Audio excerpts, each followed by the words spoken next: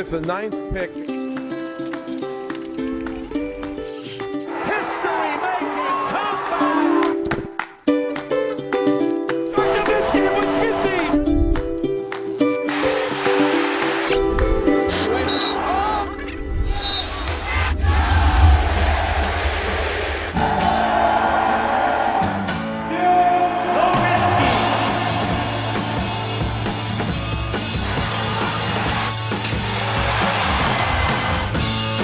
What did it look like from the inside? The journey that seemed to happen in the blink of an eye.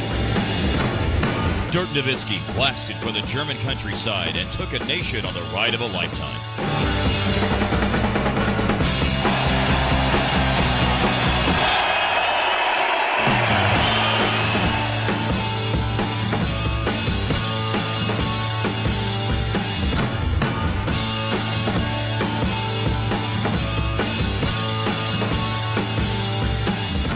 Hello and welcome, everyone. I'm Mark Followill. I've been fortunate enough to broadcast many of the over 1,000 NBA games in the incredible career of Dirk Nowitzki. And one thing I've learned about Dirk is this. In this age of self-promotion, you'd be hard-pressed to find someone admired by so many who finds it so difficult to speak about himself. Fortunately for the next hour, Dirk and many others will open up to us. The improbable story of Dirk Nowitzki begins in an unassuming German town, Würzburg, at a house full of children.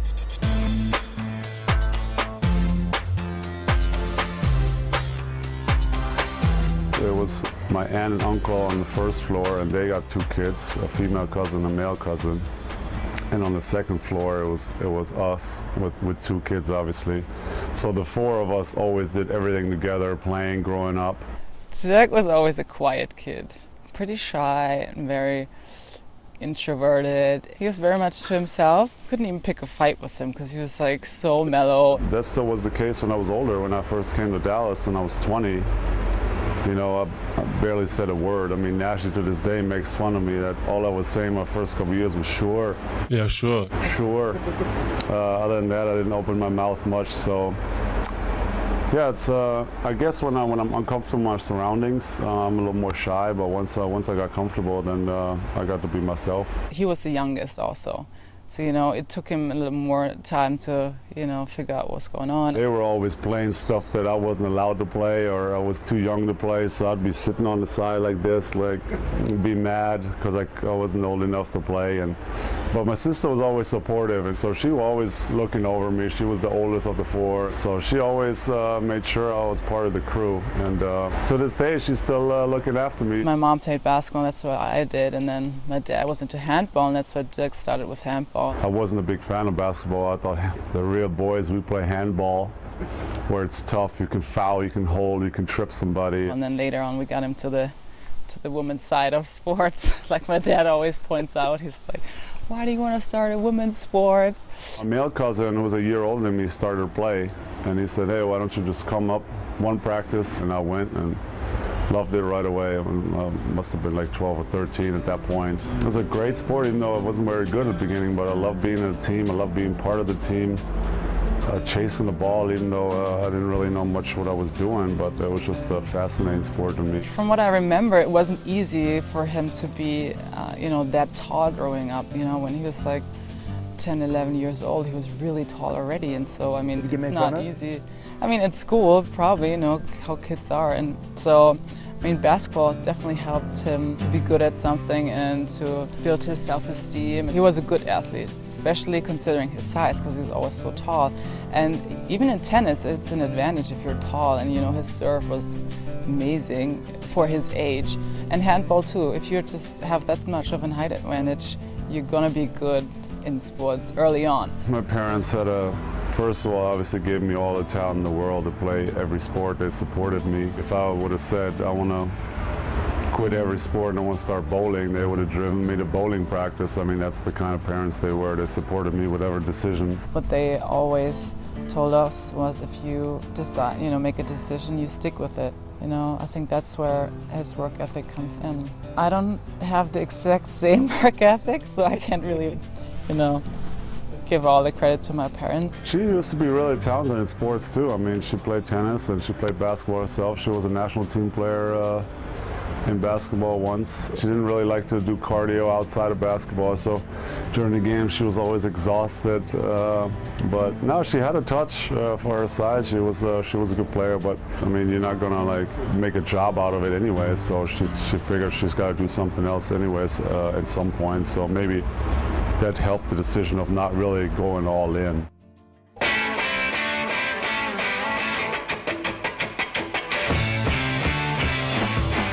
At the age of 16, Dirk began playing for the DJK Würzburg X-Rays, a club team in the German second division. He attended high school at the tiny Röntgen Gymnasium, named after German physicist Wilhelm Röntgen, who not coincidentally invented the X-ray. The gym is too small for fans. There's no seating. In fact, it's basically not even big enough for the sport itself. You're out of bounds when you hit a wall. And the three-point line? Well, let's just hope you aren't a corner shooter. That's it. Actually, it looks pretty good now. You know, they must have renovated it over the last couple of years, because it used to be a lot worse than that. But it's still small. But the basket at least look halfway clean. Is it? There was no three-point line in the corner. There's no out of bounds. I mean, can you explain how basketball happened there? It's really small. I mean, you know, basketball at the time wasn't really a huge sport, so the gym was more there for other sports, maybe a little volleyball, or I don't know, chasing each other as kids, or maybe kicking the soccer ball around a little bit. But there were some hoops up, and so we played sometimes in school, and there was even a little after our program where we played once a week after school, so I went to that. And yeah, it was a tiny gym, but great memories. Up next, travel the German countryside to visit Dirk's first teammates and closest friends, one of whom changed the way he looked forever. He got rid of my rabbit teeth. He goes, wop, wop. Oh, it was bad. He hit him right in the mouth.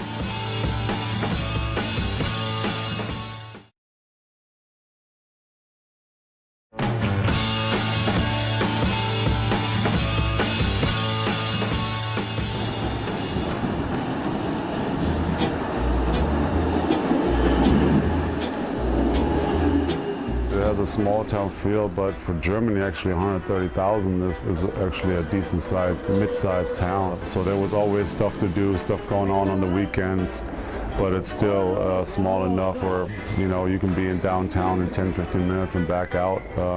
I used to take the tram all the way down to my school, to the Röntgen Gymnasium, and the river Main runs right through it. There we have a castle. The residence downtown is neat. A lot of tourists there. Fun thing is we got a big university, so I think there's like 25,000 students there. So it's got a younger flair to it. It's a neat little fun town, and still love to visit, and my whole family is there. And, it's a neat place. I would describe him as a interesting, shy guy. Dirk Werner, yeah. We call him Mavs. Well, Jörg was always the fun one on the team. Like, he would always be in charge of like the after basketball games. What do we do? Like, where are the fun spots to hang out? And you know, he was always like the party planner. He used to be like crazy back in the day in school, and he had like a weird haircut, and it was all green and stuff. He was a little bit of a punk, so we called him Mavs. He made sure that every now and then he would at least like join the team for some fun activities and stuff. So that's why I think he is really good for Dirk. The most guys in Dallas call me Burger. Burger is a large man. He's a farmer, so he's definitely a very special guy. He was kind of like the good soul of the team. You know, he was the heart and soul, and he wasn't the most talented player because he doesn't have a fine feeling for the ball.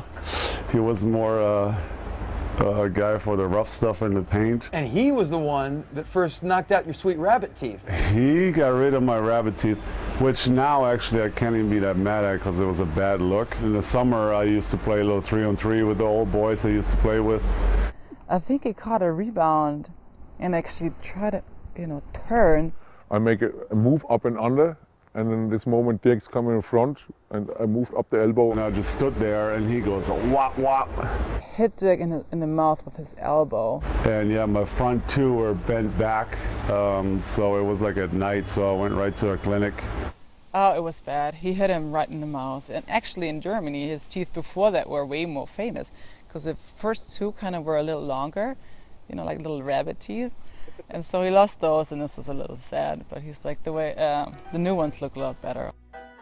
We were actually 14, 15 when we started playing against each other, and then my team in Bamberg, we always beat Würzburg because they were bad. And Dirk was like a little skinny kid who just started basketball and was not very physical, but you could see still, or already you could see his talent a little bit.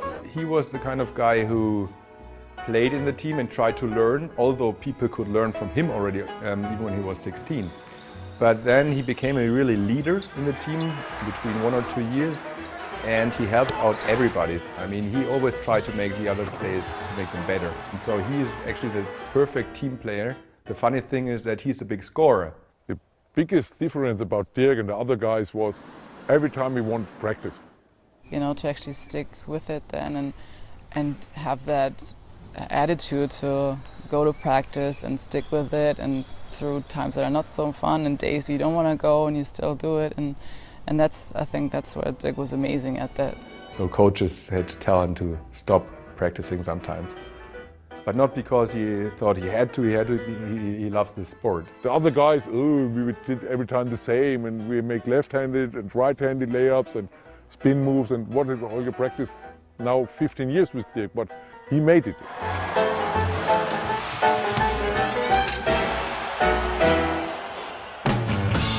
Ahead, a chance encounter would change the course of 2 lives as Dirk meets his mentor, Holger Geschwender. And there was a tall, skinny dude, you know, running around, and when he passed by to the locker room, I said, and who's teaching you the basics, the tools, you know, the skills? Nobody.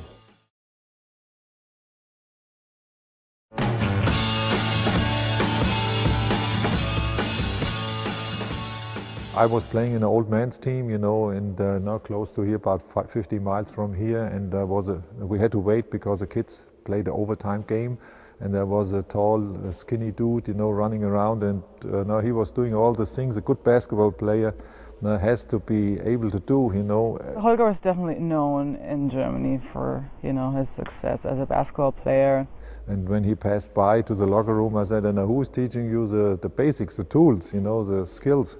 Nobody. So, and we lost eyesight. 3 weeks later, I believe, you know, we had a game in his hometown, and the mom was a former national basketball player. So she asked me the question, you know, Dirk told us that no, you offered him to practice with him. I said, no, when can we do it? So, no, right now. So we tried to find a gym, and we started from scratch.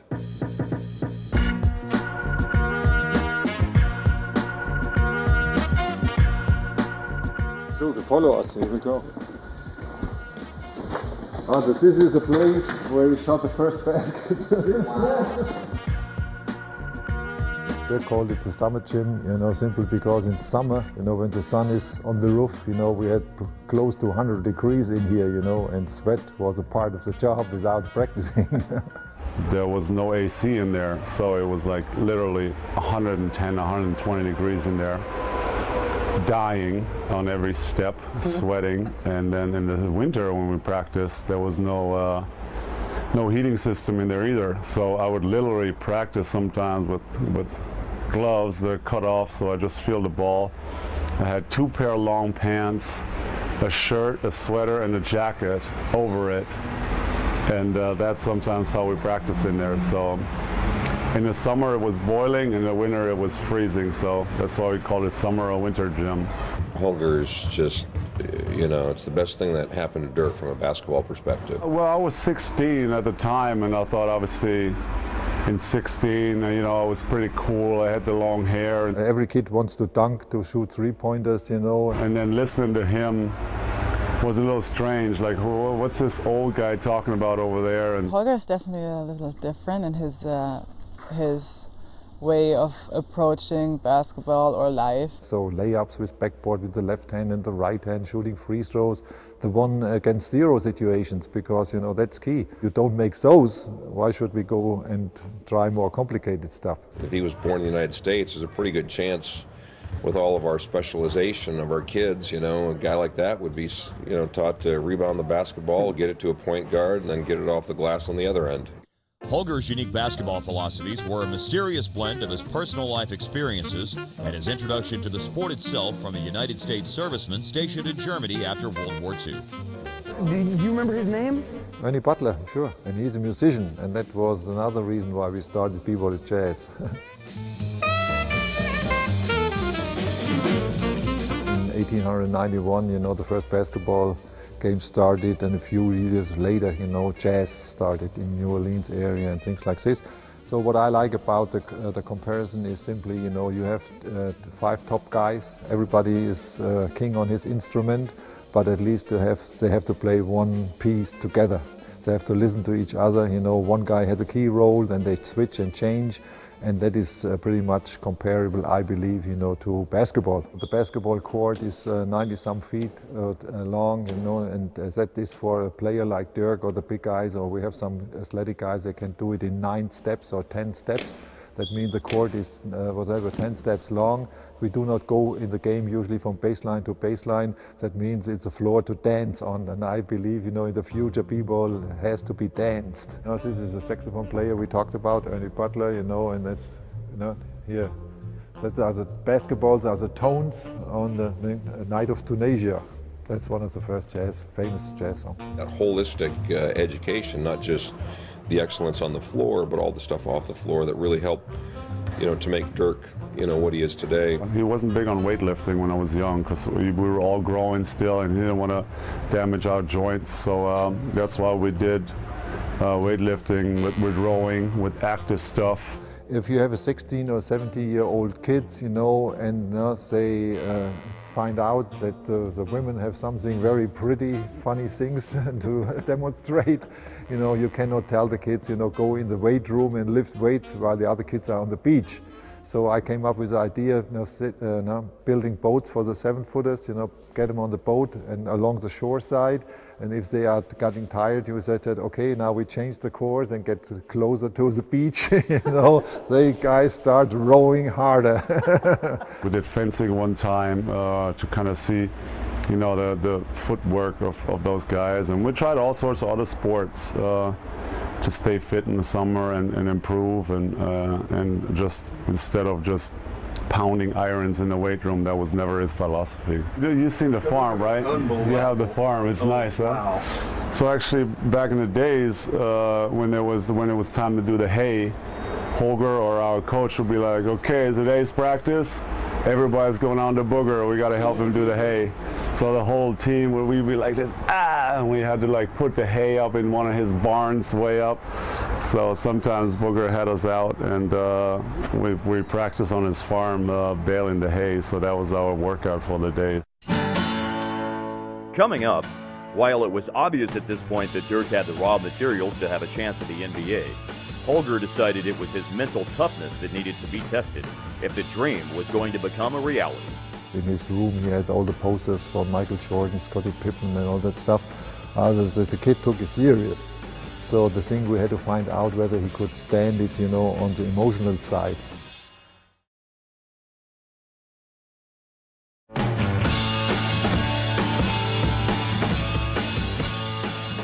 He was the kind of guy who played in the team and tried to learn, although people could learn from him already, even when he was 16. Dirk Nowitzki had come a long way by the time 1998 rolled around, but he was still living a relatively sheltered existence in his hometown of Würzburg.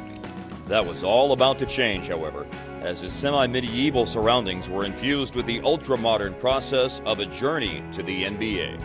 He had the basic idea to go to the NBA because in his room he had all the posters for Michael Jordan, Scottie Pippen, and all that stuff. The kid took it serious.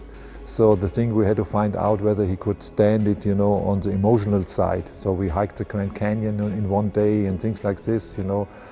try to put him in situations, where physical task is not the key thing, where you have to think, I want to do it, I don't want to do it, go to the roughs.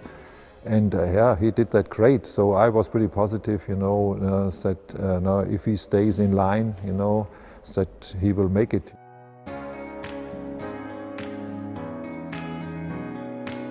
Dirk Nowitzki, 32 points. Look at the work of the free throw. Oh, yeoman's work. 22 foul shots. I heard his name in connection with the draft, Dirk Nowitzki, this 17-year-old hard-working phenomenon with his special coach, who put him in cement shoes to make him run faster. It was very intriguing. My father was my handball coach, and when Holger came and said he has to play basketball, he said, oh no. But, I went to a practice and I liked it, and then I played basketball. We're going to see you back here in the NBA, maybe another Detlef Schrempf someday? Oh, I hope so, I don't know yet. With the 9th pick in the 1998 NBA draft. We had been at my house here and watched at that night, when the draft was and David Stern announced. The Milwaukee Bucks select Dirk Nowitzki from Würzburg, Germany. Everybody may say, oh, what? I heard him when he got drafted, and had people calling me saying, who's this kid? And I had no idea. Dirk Nowitzki. Boy, he knocked some eyes out at the Nike Summit. 6'10", 235. The agent, one of the agents in Europe said this guy is a Porsche. She said that Schrempf is a Volkswagen compared to him. And then a few minutes later that we got the information. A friend of mine was on the phone because we have no TV over here, the American TV. So on the phone and said, hey, they traded him to the Dallas Mavericks. The draft day trade, which sent Robert Tractor Traylor to Milwaukee and made Dirk a Maverick, also brought to the forefront two very different schools of thought on the direction for his future. The Mavs wanted their first-round pick to fast-track it to Dallas, while some in Dirk's inner circle had planned for a slower path to the NBA. We might have a chance to make it in 5 years to the NBA. So the plan was to make Sydney Olympics from here and go after them. But it was really cool. They, met mom, dad, and sis, and then of course, went to the dark gym in the middle of nowhere. Ross Breho and Donnie Nelson and Don Nelson coming in the gym and watch our practice and watching Dirk, and Dirk makes 3-point shots with the right hand, and then Holger said, okay, make now left hand, and Dirk makes also 9 shots with the left hand from the 3-point line, and the guy is, okay, that's our guy, we can take him.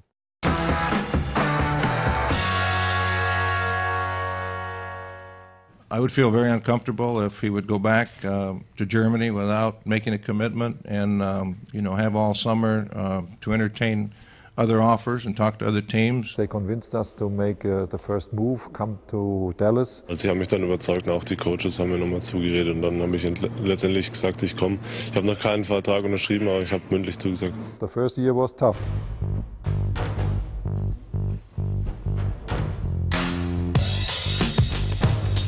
Dirk Nowitzki is the youngest to ever start a Dallas Maverick game. Just we got to wait for his youth. Nowitzki did not get back on defense. You can't jog back. Because now when he struggled as a rookie, let him play first 5 and then against Maxi Bogues. Bogues trying to look over and around Nowitzki. Yeah, Nelly, you guys know, he tried everything though, and benched him. By the way, this is the first time this year that Dirk Nowitzki has not started a ball game for the Dallas Mavericks. Well, I'm not so sure this isn't good for Nowitzki, but to sit and watch a little bit. We certainly all saw the potential of Dirk, but coming from Division III, Würzburg, Germany basketball to the world-class athletes where it's a dog-eat-dog, world is a tough situation to be, thrown into. It's the NBA, my friend. Yes.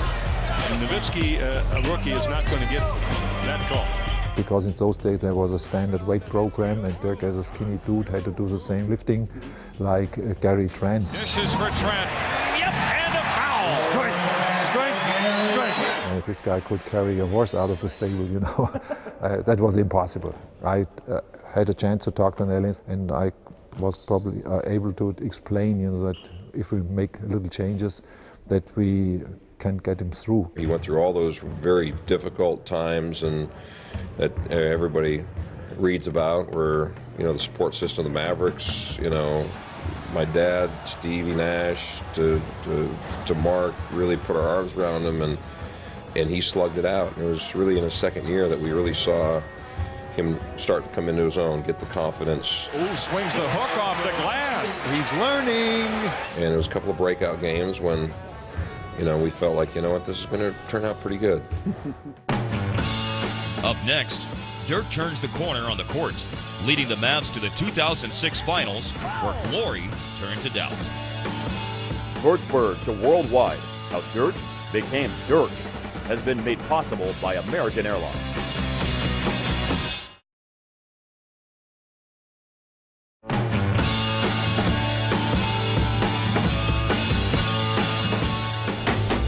By looking at the avalanche of positive emotions that greeted Dirk and his teammates when they arrived in Berlin for their preseason showcase, it's hard to imagine that after his rookie season, the experiment looked like it might have been a failure.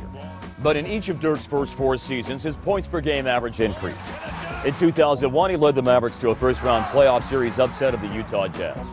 In 2002, Dirk was picked to his first NBA All-Star game. And in 2003, Dirk even got punked by Ashton Kutcher and an autograph-seeking 12-year-old. Indeed, our Dirk Nowitzki was becoming a superstar. It was a wild ride that led up until what, at the time, was Dirk's biggest success and his biggest disappointment, the 2006 NBA Finals. And it all starts tonight here in Dallas. Game 1. Nowitzki fires away, puts it in at the buzzer. The Dallas Mavericks lead the NBA Finals 2-0. Miami down by 13 earlier in the period, now with a 2-point lead, chance to tie. Misses the free throw, and the Heat survive. Maybe we started to relax too early or celebrate, and I don't know what it was. Miami wins again to take a 3-2 lead. Won't go. Rebound Wade.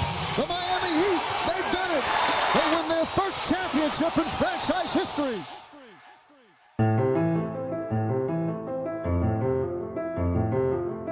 What is the particular emotion or emotions that you feel now that it is over? The Golden State loss last year was a shock. Is this loss in the first round a shock? How can you use this as a motivating factor for next season? That's going to be the moment that I'm always going to think back on. That was my big chance, but hopefully that wasn't our last final run, and we can make that somehow disappear. I think it was a real hard time for him. You know, him always been his toughest critic. He really wanted to make sure that didn't happen again. Over the years, not only my friends and family, but you know, all the basketball fans in my country, they went through with me through all the ups and downs. 2006-2007 NBA Most Valuable Player Award to Dirk Nowitzki. Come on up here, Dirk. For me, at this stage right now, it's still a little hard for me to be happy because of the way, you know, the season ended. I'm trying to enjoy it as much as I can. Thanks.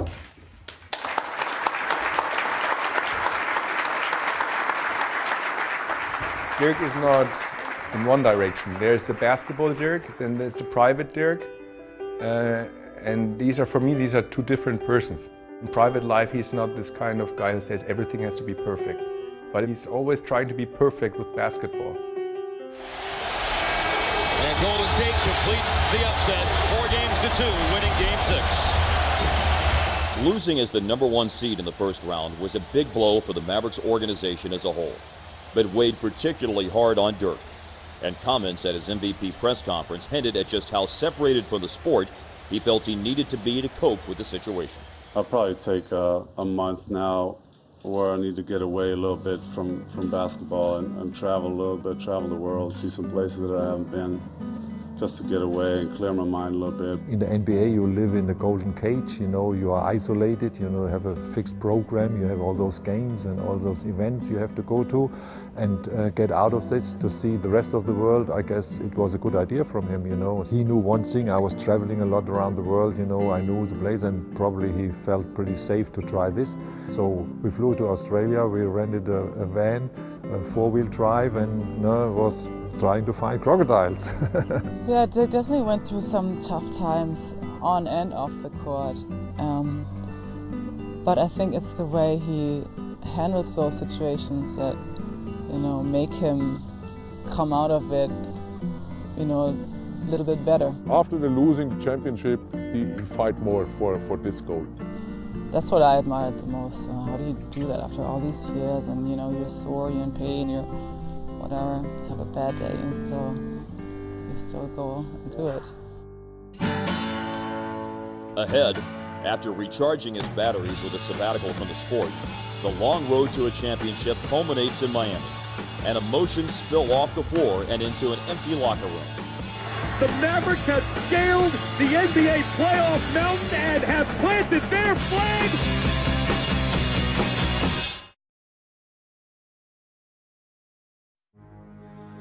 After the 2007 surprise against Golden State, Dirk Nowitzki and his teammates made the playoffs each of the next 3 years, never making it past the second round.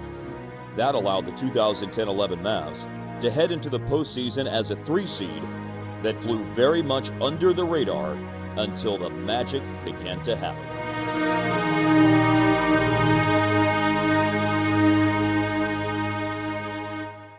Steps to a double clutch make shot! Are we really seeing this? Oh, a playoff run is very exhausting, not only for us, but obviously for everybody who's following. Nowitzki, a wild shot, yes! And we start getting hotter and hotter. One future Hall of Famer to another. So for us, it was 5 o'clock in the morning or so. Nowitzki on the drive, nice fake.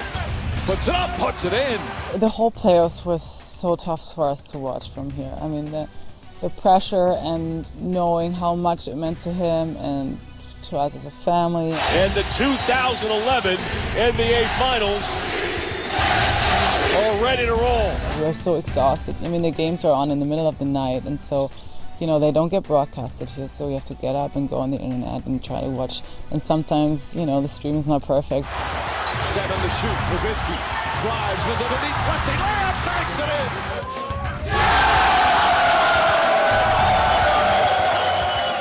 The drama of him getting sick in the finals. We've confirmed that Dirk Nowitzki is playing tonight's basketball game with a fever perhaps as high as 101 or 102 degrees. I had to work the next day, but I didn't care. Haslam right up on him. He's going too early. Drives underneath, layup, he puts it in! Nowitzki makes it a 3-point game. For me, it was like I fought through it too. Good board there for Chandler. Nowitzki, quick move, and a finish! For me, it wasn't like a crazy jumping around moment. It was just like finally, you know, such a relief. And I mean, wow. Dirk at the elbow against Bosch, who paws him. Dirk to his left, leans in, steps back, fade away, good! With 2:28 to play! I was actually surprised how many people were happy for me. They were rooting for me. How many people got up in the middle of the night and basically were tired at work all day, but they sucked it up for me. Clock ticking down, 6 to shoot. Here's Kidd, 5 to shoot. To the cutting Dirk down the lane. Yes, there it is! There it is! And the Mavericks are going to win the championship. The Mavericks have scaled the NBA playoff mountain and have planted their flag. They are the NBA champions for 2010, 2011. They win in 6. They beat the Miami Heat.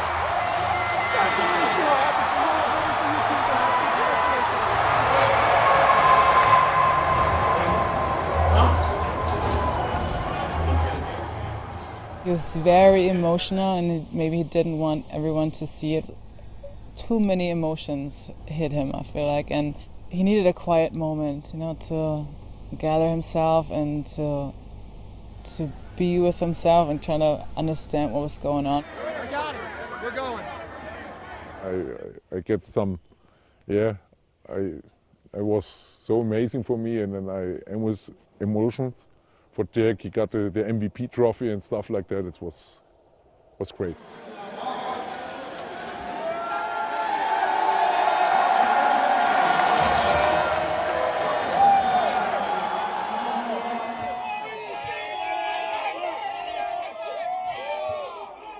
Follow me, Dirk.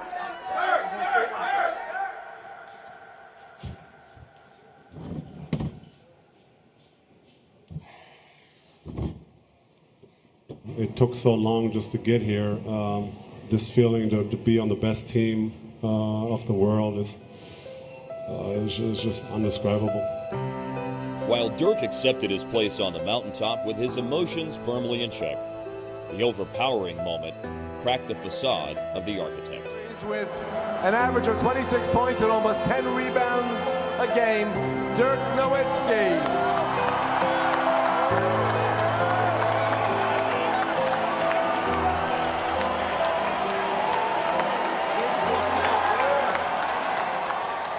There's no book in the world where you can read and say, okay, now we go to the top of the world. We had to figure it out by ourselves, but he never lost his focus, from going all the way. So I was asked, and I loved it, to help. But no, I cannot say that I'm proud of it, because my part is not that big that everybody makes it.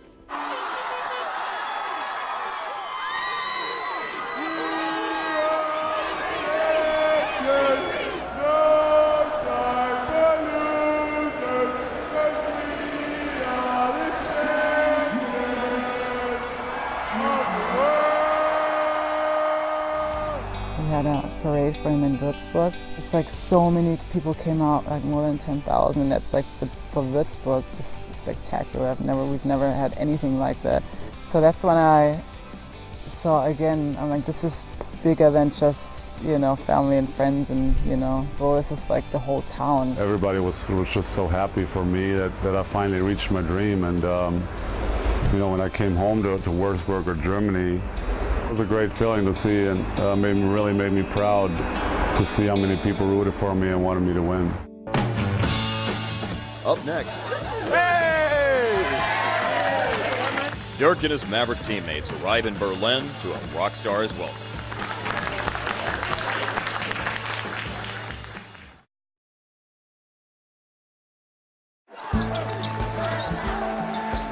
Berlin, I also think it's a phenomenal town. It's a great metropole of our country, and it's so cosmopolitan, so many people, and so diverse, and so much history as well. My team is standing in front of the Brandenburg Gate, which I remember watching growing up. Obviously, when the wall came down, I was only like 11 years old when the people from the east all of a sudden started walking over to the west, and I saw people high-fiving, hugging each other, waiting on them on the west side, and that was obviously up there in Berlin. That was a crazy time, but also a great time for Germany, to reunite and be one again.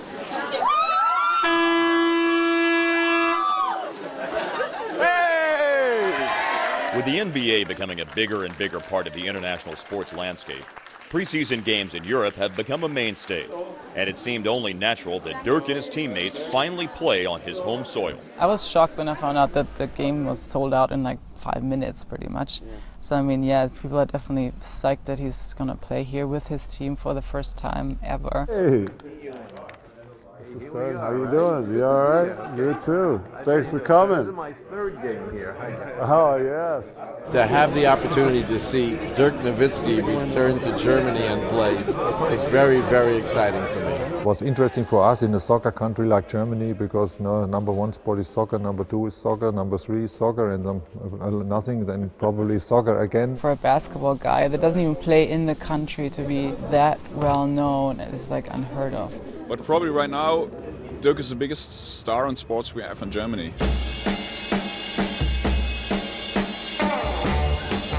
Spielen immer in der Nationalmannschaft zusammen jedes Jahr. I think the Germans are proud of him. Their team makes Germany look so good. Making all the way from the little town, to the state and up to the top, and won the MVP trophy, that touched a bunch of people, besides sports. Do you have those talking points or whatever I'm going to talk about? Do you know anything about this event? I have no idea what we're doing. As the ambassador of the team and the league, Dirk's schedule in Berlin was packed with regular NBA events like practices and interviews. But also with a black tie event, where he received the AmCham Award for 2012, an honor given to past winners like Arnold Schwarzenegger and Bill Gates. Since 5 or 6 years at least, he's the star who can't go out. I used to think that like a lot of young fans would know who I am on the street and want autographs, and yeah, I'm just a household name now in Germany, especially after winning the championship last year. I traveled 600 kilometers to see him. Dirk is the best player ever. He's a German wonder. Has anybody seen Dirk Nowitzki play in person before? No. It's a dream. It's a dream coming true. Yeah, we're quite excited. Dirk Nowitzki is my childhood hero, man.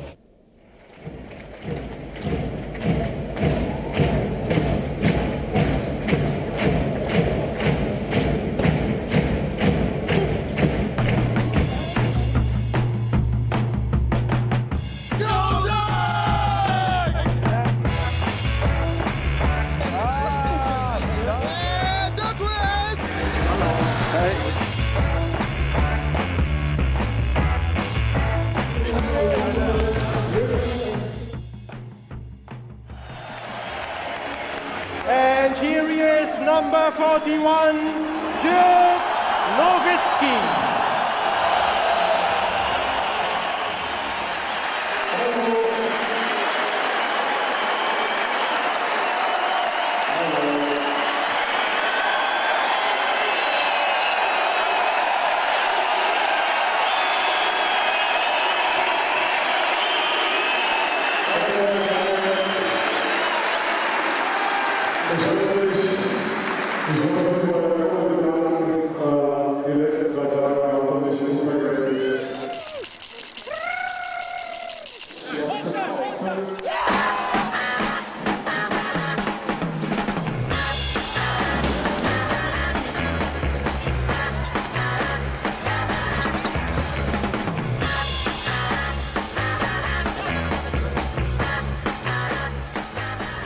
I was surprised how big the hype was, but that a basketball player actually can have such a hype in a soccer country, that I didn't think that was going to be possible.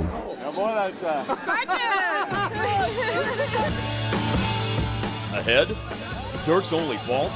It might be that even when his handlers are pulling him away, he hates to disappoint even a single fan, which eventually got him pumped. When Würzburg to worldwide, how Dirk became Dirk continues.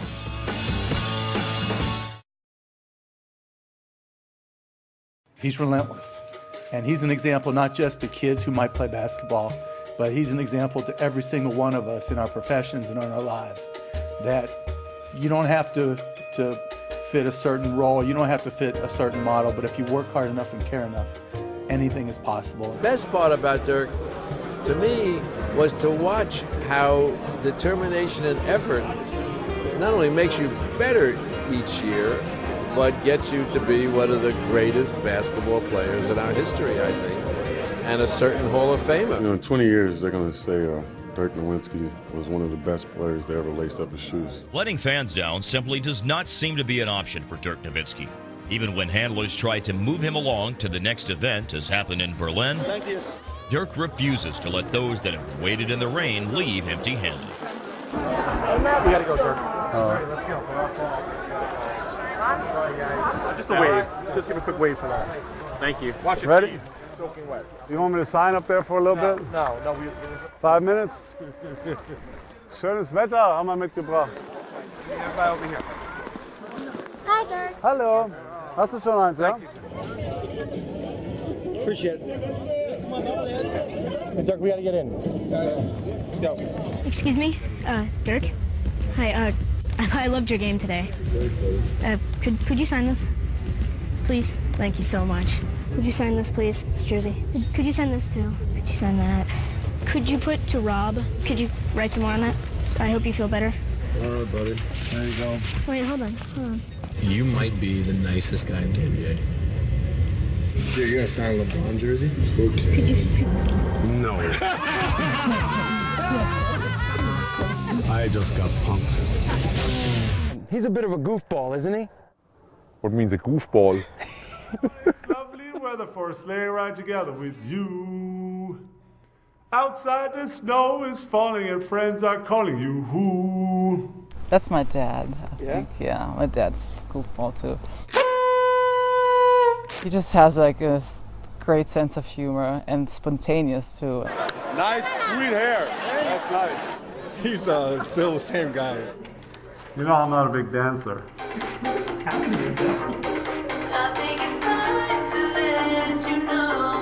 What are you trying to say? This moron will wear anything? Where do you belong? Oh, oh! This was Born in the USA by the boss, Bruce Springsteen. Let us hope that jam!